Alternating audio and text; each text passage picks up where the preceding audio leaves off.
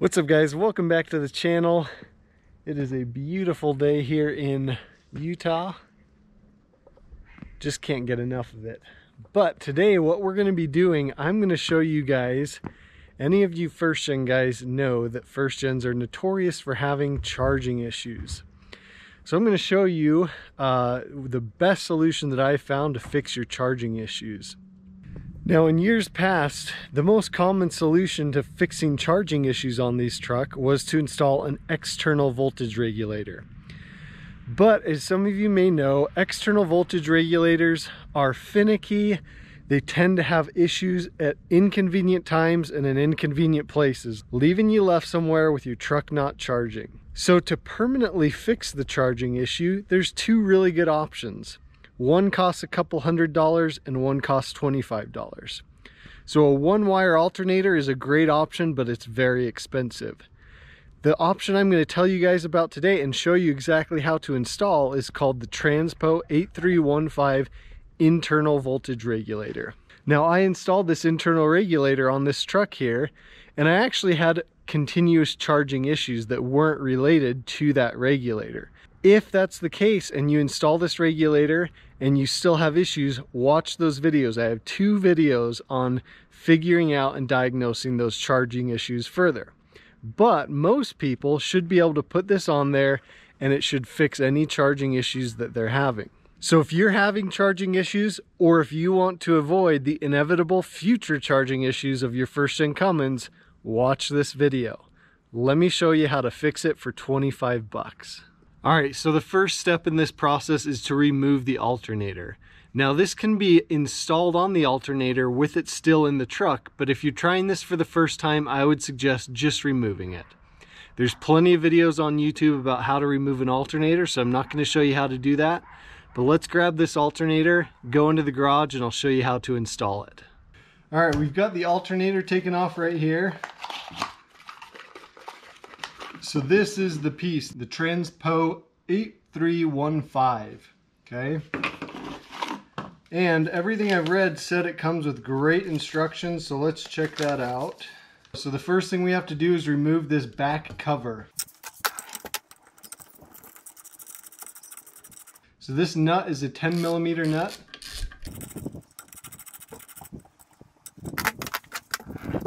These three nuts are 8mm.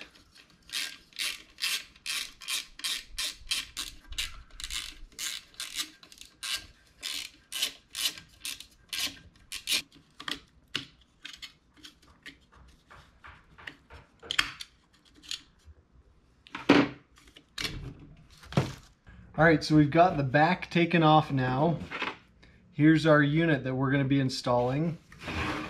So it mounts on this screw. So with a Phillips head screwdriver, we'll take this screw out.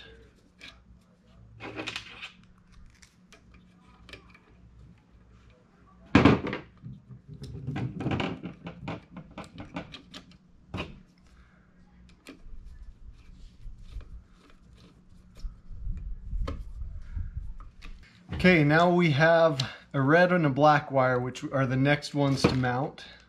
So the red wire just comes over to this screw right here. So we're gonna take that off.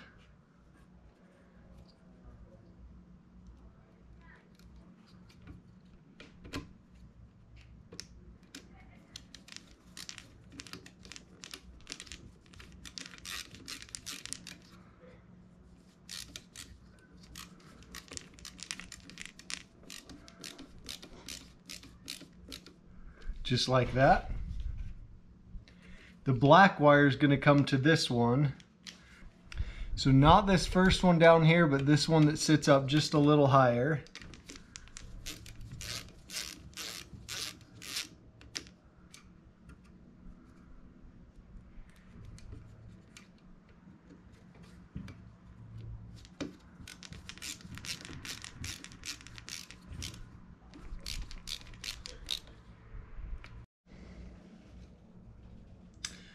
All right, now the green and the orange wire are going to go to these studs, but first we need to grab the back plate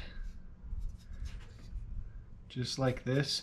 And what you're gonna have to do, there's a little slot in here, so we're gonna route both those wires up through that slot. Now, mine didn't fit well, so I had to kind of widen it just a little bit. There we go. And then the wires come with this little sleeve on there. That's not a piece of heat shrink.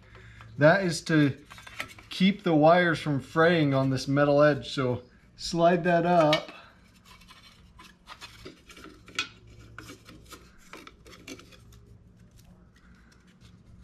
There we go. All right, we can now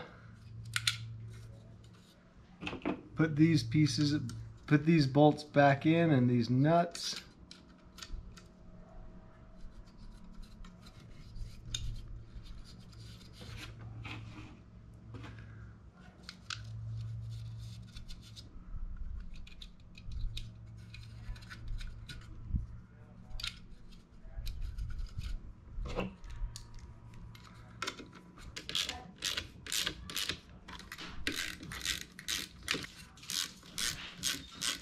So from the instructions it says to hook the green wire to this side and the orange to this side.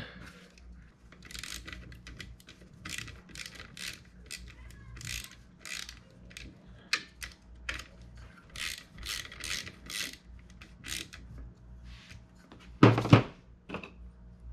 right, and let's put this piece back on.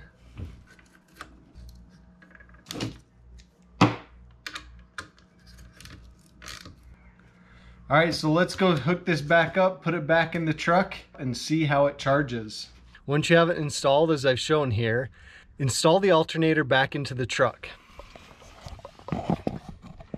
Now on your stock harness, you'll see you have this black block with a lead coming off here and a lead coming off here, as well as a main power source lead going down to the bottom bracket on the alternator and a ground here.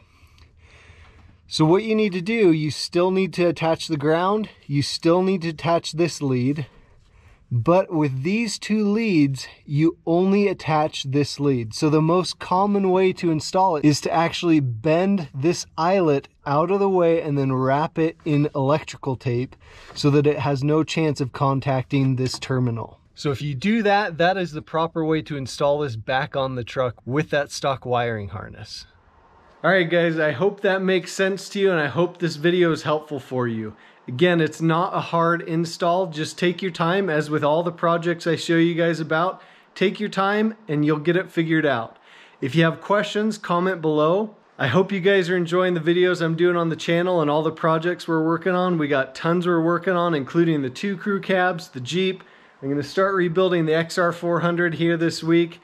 So I hope you guys are enjoying that. Make sure to smash that like button before you leave. If you're new here, make sure to subscribe. We'll see you guys in the next video.